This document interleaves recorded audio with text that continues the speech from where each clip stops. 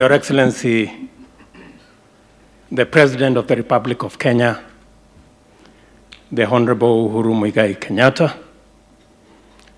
Your Excellency Salva Kiir Mayardit, the President of the Republic of South Sudan,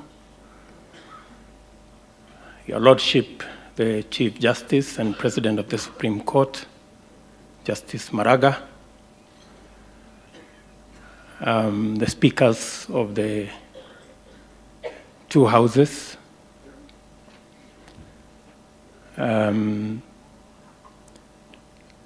former Vice President Kalonzo Musyoka, former Vice President Musalia Mudavadi. I don't know why we keep forgetting that once upon a time, Musalia was our Vice President. It may have been for a short time, but I also suffered the same fate. I was Minister for Home Affairs for 2 months. The way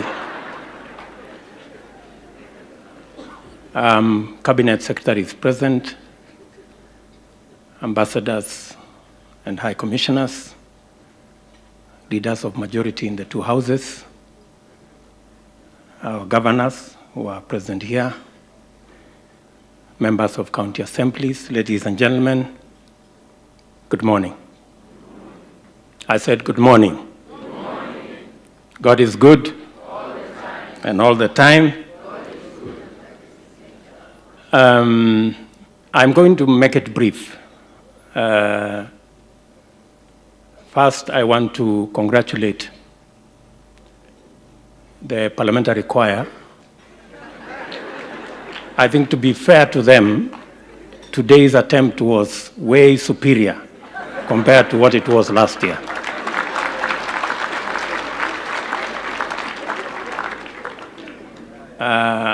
It would have been better, though, if Kajiado County had not come to perform. But I think it will help if we encourage them that it was quite a step from where they were. So Tongi and your team, please keep at it. I think you're making progress. I also want to thank our speaker today, Dr. Michael Hastings, for speaking to our hearts and our minds. And in a very special way that God has used him to speak to the leadership of Kenya and the people of our nation. Thank you very much. And because you have been good to us, your request for a prime minister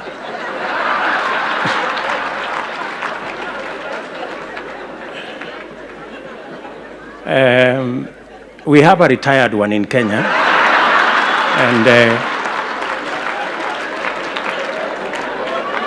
we can,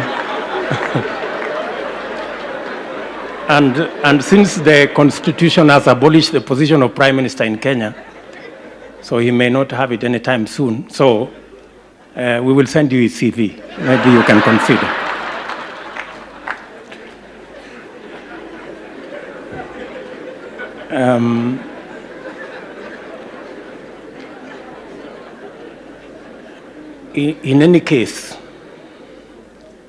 In any case, we have had people from the UK helping us govern our country. So it may just be a good opportunity for us to pay back and send you something.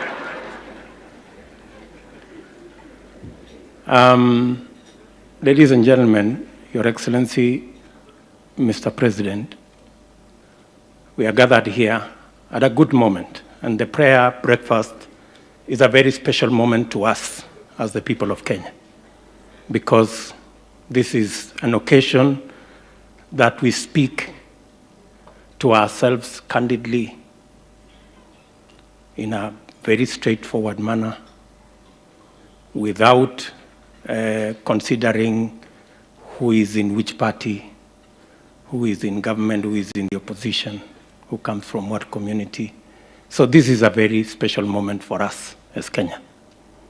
And I agree with Sam Bokisho that other countries may want to consider prayer breakfasts like this that bring people together.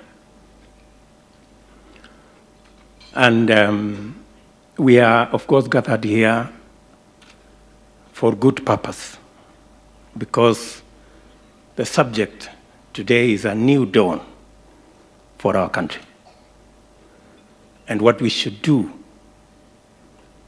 all of us, responding to the call of our president, that we must rid ourselves, our government, our institutions, and our nation of theft and wastage and corruption.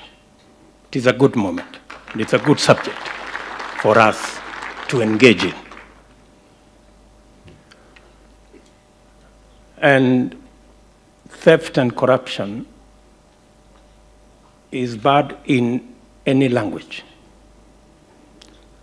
I will tell you from my mother tongue. It is said, Ngom jorindet, kotabne kinindet. It means the following, that a thief may be intelligent, but not more than the investigator.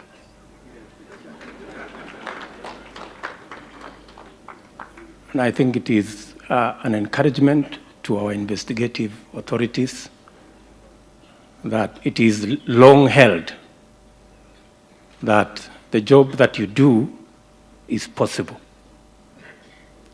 And as we've said as a nation, you have our support as you help us deal with the challenge that we have. In any case, Exodus 20:15, the Ten Commandments, says, do not steal. It's as straight as that. Do not steal. Therefore, we are perfectly, not just as a nation, but it is also a spiritual fight. And as we do that,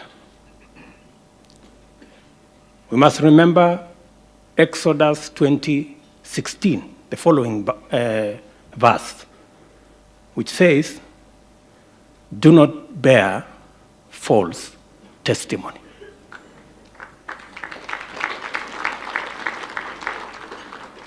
The president and I were once victims of schemes and machinations and false testimony. It took the hand of God and prayer for us to get out.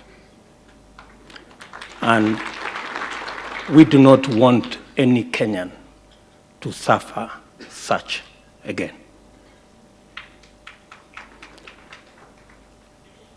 And as we pursue this very noble cause for the soul of our nation, we must remember to inspire the hawker to own a kiosk, and the gentleman who owns a kiosk to own a shop, and the one who owns a shop to own a mini market, and the one who owns a mini market to own a supermarket and a wholesale.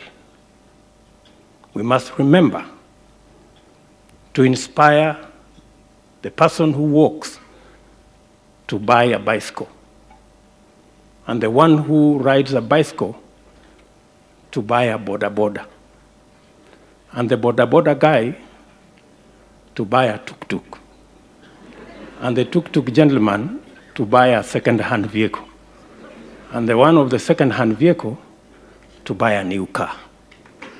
That We must. Because as we've been told by the Speaker, this nation does not belong to the elite alone. It belongs to 45 million Kenyans. And finally, I have a confession to make. Finally.